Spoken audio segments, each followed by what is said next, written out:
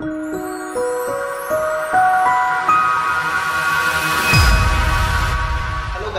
नाम उमेश है और आज की इस क्लास में हम देखेंगे एरेज पे बेस्ड कुछ क्वेश्चंस। जैसे कि लास्ट क्लास में मैंने आपको एरेज के बारे में कुछ बताया था, सो उसी नॉलेज का यूज़ करके हम कुछ क्वेश्चंस को सॉल्व करेंगे। ठीक है, तो मैंने यहाँ पे 2 क्वेश्चन लिखे हुए हैं, पहले इनको देखेंगे, उसके बाद में कुछ अच्छे लेवल वाले क्वेश्चन को देखेंगे। ठीक है, तो पहला क्वेश्चन क्या है, एक्चुअली मैंने डायरेक्टली जो मेन पार्ट होता है ना क्वेश्चन का, जो हमें इम्प्लीमेंट करना आता है, मैंने सिर्फ वो लिखा हुआ है। ओके, सो इस क्वेश्चन में हमें एक फंक्शन बनाना है। फंक्शन का नाम जो है ना वो ये एल्टर है, मतलब हमें एक एरे दिया हुआ है, ये एक एरे दिया हुआ है जिसके अंदर कुछ वैल्यूज हैं इनिशियली। ठीक है, हमें एक फंक्शन बनना है एल्टर, जो क्या करेगा, जो मतलब उस फंक्शन का जो काम होगा ना वो हर एक एलिमेंट को चेक करेगा और वो देखेगा अगर जो एरे के अंदर का जो एलिमेंट है वो 5 का मल्टीपल है या 5 से डिविजिबल है, तो हम उसके अंदर उसकी जगह पे हम लोग 5 रिप्लेस कर देंगे, राइट। एल्स क्या करेंगे, हम उसकी जगह पे 0 पुट कर देंगे। इसका मतलब ये बहुत सिंपल है। अब इसे हम लोग एक बार ड्रॉ करके देख लेते हैं, मैप करके देखते हैं कि एक्चुअली में होने क्या वाला है। ठीक है, जैसे कि मैं एक एरे बना लेता हूँ। ठीक है, ये मैंने एक एरे बना लिया है, मैं भी एक मीन्स टेम्पररी एरे ले रहा हूँ आपको समझाने के लिए। ठीक है, जैसे कि सपोज कीजिए मैंने 10 तक कोई भी काउंटिंग लिखी हुई है। ठीक है, राइट, ये काउंटिंग है। अब मुझे करना क्या है, अगर जो भी एलिमेंट जो 5 से डिविजिबल है उसको मैं सिंपल 5 से रिप्लेस कर दूंगा और जो डिविजिबल नहीं है उसको मैं 0 से रिप्लेस कर दूंगा। तो ठीक है, मैं इसका मतलब मुझे एक करके पूरे एरे को ट्राइवर्सल करना है और सिंपल चेक करना है कि एलिमेंट क्या है, डिविजिबल है या नहीं है। तो मैं ट्राइवर्सल स्टार्ट करता हूँ, i = 0 सपोज करता हूँ, एक i लेता हूँ जो कि मेरे को ट्राइवर्सल में हेल्प करेगा एक इंडेक्स पे जाने में। ठीक है, मैं i 1 पे जाऊँगा, चेक करूँगा 1, अंदर क्या है, i 0 पे 1, डिविजिबल है नहीं, तो उसकी जगह क्या पुट कर दूँ 0। ये डिविजिबल है नहीं, 0, डिविजिबल है नहीं, 0, डिविजिबल है नहीं है, 0। अब आया 5 से डिविजिबल है, राइट, तो हम इसकी जगह पे 5 को रिप्लेस कर देंगे। जैसे आपने कहा 5 है तो कुछ चेंज नहीं होगा। ठीक है, ये 6 है से डिविजिबल नहीं, गलत, तो हम लोग इसको 0 कर देंगे। और सिंपल इसमें 10 5 से डिविजिबल है, आंसर क्या आएगा 2, मतलब रिमाइंडर 0 है। इसका मतलब हम इसको रिप्लेस कर देंगे 5 से। तो यही करना है हमें इस क्वेश्चन में। तो सिंपल हमें कंडीशन पता है, राइट, हमें कंडीशन पता है, हम छोटा सा फंक्शन लिखेंगे जो इस कोड को इम्प्लीमेंट कर देगा। ठीक है ना, तो मैं आपको कोड लिख के बताता हूँ कि कोड में एक्चुअली होने क्या वाला है। ठीक है, मैं सिंपल वॉइड ले लेता हूँ क्योंकि हमें कुछ भी रिटर्न नहीं कराना है। ठीक है, वॉइड एल्टर जो भी इसका नाम है, ठीक है, और सिंपल इंट ए एरे का नाम, एरे का जो भी साइज होगा, यहाँ तक हमें लूप चलाना है, राइट। मैं फंक्शन के अंदर जाऊँगा। अब फंक्शन के अंदर जाएंगे तो मैं बाद मुझे क्या करना है, सिंपल सबसे पहले एक वेरिएबल लेना है i, जो मेरे को हेल्प करेगा इटरेट करने में। ठीक है, मैं एक फॉर लूप चलाऊँगा, फॉर i = 0 से लेके i n तक, मतलब मुझे लास्ट तक जाना है और चेक करने के लिए। ठीक है ना, और i++, ये फॉर लूप आप सब जानते ही हैं, फॉर लूप की कंडीशन क्या होती हैं। अब मैं अंदर एक सिंपल इफ एल्स कंडीशन डालूंगा कि इफ मेरा जो एलिमेंट है a of i है, अगर उसका मॉड्यूल 5 करने पे आंसर 0 आ रहा है, मतलब उसका रिमाइंडर 0 के इक्वल है, इसका मतलब 5 से डिविजिबल है। अगर 5 से डिविजिबल है तो a of i के अंदर मैं क्या डाल दूंगा, 5, राइट, बहुत बढ़िया। अब हम सिंपल इसको यहाँ पे कंटिन्यू करते हैं। एल्स क्या करेंगे हम लोग, एल्स a of i के अंदर क्या डाल देंगे हम लोग, 0, राइट, और ये फंक्शन बंद हो गया। ये छोटा सा ये फॉर लूप बंद हुआ यहाँ पे, और यहाँ पे ये फंक्शन बंद कर दिया हमने। ये छोटा सा फंक्शन है। बोर्ड में बेसिकली इसी टाइप के क्वेश्चन आते हैं जिसमें सिंपल आपको बोल देंगे एक एरर दिया होगा कि इसको, जैसे कि मैंने क्वेश्चन में क्या था कि मल्टीप्लो 5 हो, उसको 5 लिख दो, एल्स 0 कर दो। हो सकता है कि वो ऐसा बोले आपको कि ऑड अलग कर दो, इवन अलग कर दो। हो सकता है वो बोले कि भाई मतलब एरे के हाफ तक सबको 2 से मल्टीप्लाई कर दो, एरे के हाफ के बाद में 3 से मल्टीप्लाई कर दो। तो सिंपल मतलब लॉजिक सब में बेसिकली सेम है। सिंपल आपको क्या करना है, सिंपल आपको इसके इफ के अंदर की जो कंडीशन है, मतलब हर किसी क्वेश्चन में सिर्फ ये कंडीशन चेंज होने वाली है। मतलब इसका हमारा जो मेन फोकस होना चाहिए ना, वो कंडीशन होनी चाहिए। हमें कंडीशन पता लग गई तो मतलब हमारा क्वेश्चन सॉल्व हो गया, क्योंकि हर क्वेश्चन में ये होगा, हर क्वेश्चन में फॉलो लगेगा, हर क्वेश्चन में बस एक ये चीज़ आपको पता होनी चाहिए। बस ये चीज़ आपको पता है, अंदर आप ये आराम से कर सकते हो। ठीक है, तो ये था हमारा फर्स्ट क्वेश्चन। अब हम लोग सेकंड क्वेश्चन देखते हैं। सेकंड क्वेश्चन में क्या करना है मैं आपको बता देता हूँ। एक फंक्शन डेफिनेट हमें प्रोटाइप दिया हुआ है डायगोनल करके, ठीक है ना, वॉइड डायगोनल, जिसमें एक एरे दे रखा है, सॉरी 2 डायमेंशनल एरे, ओके ठीक है, 2 डायमेंशनल एरे जिसका साइज m और n दे रखा है, ठीक है। m क्या है, रोज और n कॉलम्स, ठीक है ना। अब सबसे पहली बात, जैसे कि इस टाइप के क्वेश्चंस को करने के लिए अभी क्या करना है, हमें इस क्वेश्चन में ये 2x2 का एक एरे दे रखा है, ठीक है। हमें इसमें इसके डायगोनल्स प्रिंट कर रहे हैं। अब डायगोनल्स क्या होते हैं, इन चीज़ों को डायगोनल्स कहते हैं। मैं आपको मार्क कर देता हूँ, इसको डायगोनल कहते हैं। ये राइट डायगोनल है और ये लेफ्ट डायगोनल, ठीक है। तो मुझे इस 2x2 के 2 डायमेंशनल एरे के डायगोनल्स को प्रिंट कराना है, ठीक है। तो इसका मतलब है, मतलब ऐसा करने के लिए सिंपल आपको क्या पता होना चाहिए, आपको एक छोटी सी कंडीशन पता होनी चाहिए कि भाई इस कंडीशन पा के मतलब क्या है, आप हर एक एलिमेंट को चेक करोगे और एक कंडीशन मैच होने के बाद उसको प्रिंट कर दोगे। अब यहाँ पे कंडीशंस कैसे निकालनी है, सबसे पहले इसको रोज और कॉलम्स में डिवाइड कर दो। मतलब क्या है कि आप ना इसको लिख लो कि रोज क्या है, हमारी कॉलम क्या है, और एक एक करके चलाइए। अब आपको कैसे चलाना है वो आपको मैं क्लियर कर देता हूँ अभी, ठीक है। सिंपल इसको क्या क्या लिख लीजिए, मैं इसको रिराइट कर देता हूँ, यहाँ पे लिख लेता हूँ, ठीक है ना, और बेटर अंडरस्टैंडिंग मैंने ये इधर लिख लिया 7 8 1 2 और 9, ठीक है ना। मैंने इसको यहाँ पे लिख लिया, ठीक है। अब जैसे कि मुझे डायगोनल प्रिंट कराना चाहिए, मतलब मेरा आंसर क्या आने वाला है, डायगोनल 1 का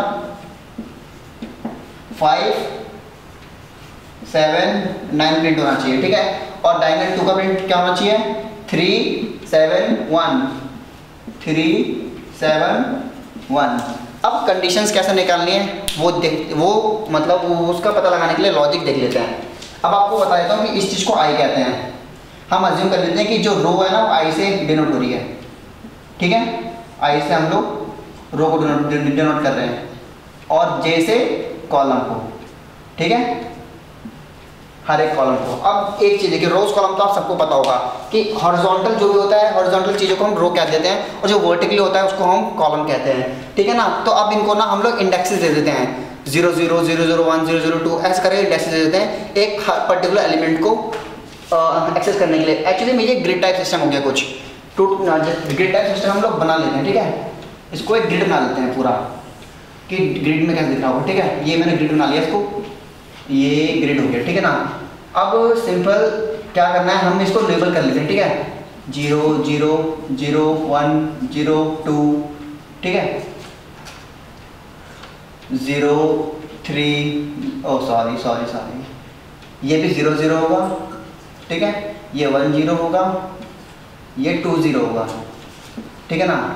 अब 0 0 0 1 0 2 1 0, ये होगा 1 1 और ये 1 2 2 0 2 1 2 2। अब आपने देखा होगा मैंने कैसे लेबल किया है, पहले आई फिर जे, पहले रो फिर कॉलम, रो फिर कॉलम, रो फिर कॉलम, ठीक है ना। ये 0th row 0th column, 0th row first column, 0th row second column, first row 0th column, first row first column, ऐसे करके मैंने लेबल कर लिया, ठीक है ना। अब मुझे सिंपल वो कंडीशन देखनी है आई और जे के अंदर जहाँ पे वो मैच कर रही हो और मुझे वही एलिमेंट प्रिंट कराना है। अब पहले मैंने देखा कि देखो 5 7 9 मुझे ये प्रिंट करवाना है। अब इसके इंडेक्सेस को थोड़ा ध्यान से देखते हैं, 0 0 दोनों इक्वल है, 1 1 दोनों इक्वल हैं, 2 2 दोनों इक्वल हैं। इसका मतलब क्या है, जब आई जे के बराबर हो मुझे वो एलिमेंट प्रिंट कराना है। इसका मतलब क्या है, मैंने सिंपल डायगोनल 1 को प्रिंट करा दिया, ठीक है ना। तो डायगोनल 1 के लिए सिंपल कोड क्या होना चाहिए, मैं एक 2 डायमेंशनल के लिए 2 बार फॉर लूप चलाऊंगा, एक बार रो के लिए एक बार कॉलम के लिए, ठीक है ना। तो जो लूप होगा वो किस तरीके से होगा,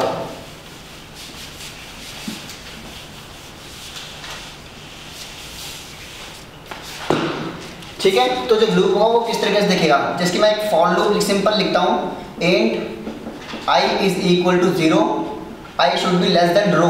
मैं यहाँ पे रो दे देता हूँ उस m को, मैंने m को रो मान लिया है, ठीक है ना। मैं यहाँ पे आपकी क्लैरिटी के लिए लिख देता हूँ कि जो m है ना, अभी आपको समझाने के लिए मैंने रो लिख लिया है, ठीक है ना। और जो n है ना वो कॉलम, ठीक है, कॉलम को रिप्रेजेंट कर रहा है, ठीक है ना। तो मेरा जो आई वाला है ना, ये फॉर लूप है, ये रो तो चलेगा, मेरे पास रो कितनी है 1 2 3, ठीक है, तो 3 वाले लूप चलेगा। ठीक है, अब इसी के अंदर मैं एक और लूप चलाता हूँ जे का, जो कि मेरा क्या करेगा, कॉलम को रीड करेगा। ठीक है, ये अब यहाँ पे मुझे कंडीशन लगानी है कि जब i j के बराबर हो। अब देखो इसका मतलब क्या है, पहला जब i इक्वल टू 0 होगा मतलब हम लोग 0th रो पे हैं। अब फिर ये पूरा लूप चलेगा j इज इक्वल टू 0 से j लेस देन कॉलम। इसका मतलब क्या है, हम लोग पहले पूरी रो के एलिमेंट्स को चेक कर रहे हैं और उसी कंडीशन को चेक कर रहे हैं। ठीक है ना, मतलब पहली रो ये रो और हर एक कॉलम ऐसे, फिर हम लोग नीचे आएंगे, ये खत्म, ऊपर जाएंगे, ये बढ़ेगा, नीचे आ जाएगा, सेम ऐसे चलेगा। मतलब हम लोग रो बाय रो हर एक एलिमेंट को ट्रैवर्सल कर रहे हैं इसके थ्रू। ठीक है ना, इतने का मतलब ये है। अब मैं सिंपल क्या डालूंगा, इसमें कंडीशन डालता हूँ if i is equal to j। मैं क्या करूँगा, मैं अपना उसको प्रिंट कर दूंगा। ठीक है ना, क्या प्रिंट कर दूंगा, एरे ऑफ i और एरे ऑफ j। सिंपल, बहुत सिंपल है ये चीज। देखो आपने, ये सिंपल है, मतलब जब i j के बराबर हो वो एलिमेंट मुझे प्रिंट करना है। जैसे कि 0 0 मतलब 0 0 के अंदर क्या 5, 1 1 के अंदर क्या 7, 2 2 के अंदर क्या 9। सिंपल मेरी कंडीशन में, और मेरे को आंसर D1 क्या मिला, 5 7 9। सिंपल। अब हमारे पास क्या रह गया, हमें चाहिए लेफ्ट वाला डायगोनल। ठीक है, अब हम लोग उसके लिए थोड़ी सी कंडीशन को एनालाइज करने की कोशिश करते हैं। 0 2 हम लोग 2 डायमेंशनल एरे जो होते हैं ना, सिंपल इंडेक्सेस को क्या हमें खेलना है। ठीक है ना, इंडेक्सेस को देखना है हमें। इंडेक्सेस क्या है, 0 2 1 1 2 0। सो अगर हम लोग अपनी वो बनाए जाए, मतलब स्ट्रेटेजी कर रहे हैं, एक मतलब हिट एंड ट्रायल करके एक लॉजिक बनाते हैं। ठीक है, तो लॉजिक क्या कहता है, अगर मैं ये करूँ i प्लस जे का सम करूँ, i प्लस जे का सम क्या है, यहाँ पे 0 प्लस 2 2, इसमें क्या है 2, इसमें क्या है 2, जो कि मेरे किसके इक्वल है, कॉलम के इक्वल है। कॉलम मेरा क्या है, कॉलम कितने 0 1 2, मेरे पास कितने कॉलम है 2 कॉलम्स हैं, और सॉरी 3 कॉलम्स हैं, तो 3 माइनस 1 2। मतलब एक सिंपल एक लॉजिक बन सकता है कि जो भी मेरा जे का सम हो वो किसके बराबर हो, column minus 1, column number of column minus 1। Suppose कीजिए अगर ये ऐसे होता 0 3, यहाँ पे कोई एलिमेंट होता 4। ठीक है ना, पर ये चीज़ करने के लिए हमारे पास मैट्रिक्स, जब मतलब स्क्वायर मैट्रिक्स होना जरूरी होता है डायगोनल्स निकालने के लिए। ठीक है, तो मैं एक स्क्वायर मैट्रिक्स निकाल लेता हूँ। ठीक है, स्क्वायर मैट्रिक्स बना दी मैंने, और यहाँ पे मैं कुछ और एलिमेंट ले लेता हूँ रैंडमली, ताकि आपको क्लियर हो जाए।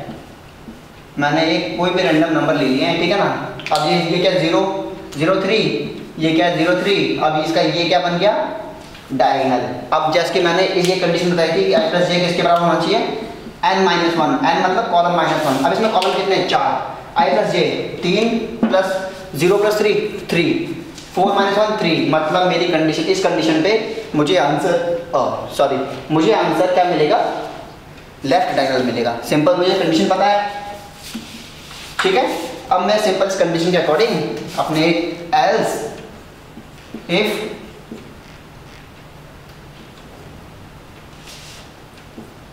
i plus J is equal to n minus 1 के बराबर है, तो मैं सिंपल क्या करूंगा, उस वाले एलिमेंट को प्रिंट कर दूंगा डायगोनल 2 के नाम से। ठीक है ना, डायगोनल 2, एक स्ट्रिंग डायगोनल 2 लिख दी मैंने, और मैं उस एलिमेंट को प्रिंट कर दूंगा क्या, i और j। ये बंद कर दिया मैंने, ये फॉर बंद कर दिया, ये दूसरा फॉर बंद कर दिया, और ये सिंपल वाइड डायगोनल बाहर लगा दो, तो आपका क्या बन गया, ये एक फंक्शन बन गया, राइट, जो कि आपका रिक्वायर्ड फंक्शन था।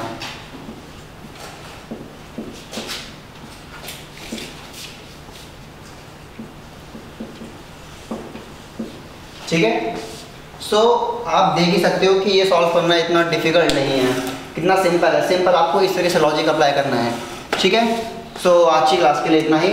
आगे आने वाली क्लासेस में आपको बताऊंगा कि एरेज पे कौन कौन से सॉर्टिंग एल्गोरिथम लगाते हैं चीज़ों को अरेंज करने के लिए, मतलब आप किसी भी एक ऑटो में शॉर्ट करने के लिए कौन कौन से एल्गोरिथम्स होते हैं, कौन कौन सी सर्चेज होती हैं, और किस टाइप के ऑपरेशंस होते हैं एरेज पे। सो और वीडियोज़ के लिए प्लीज़ मेरे चैनल को सब्सक्राइब करें और लाइक करना ना भूलें। Thank you.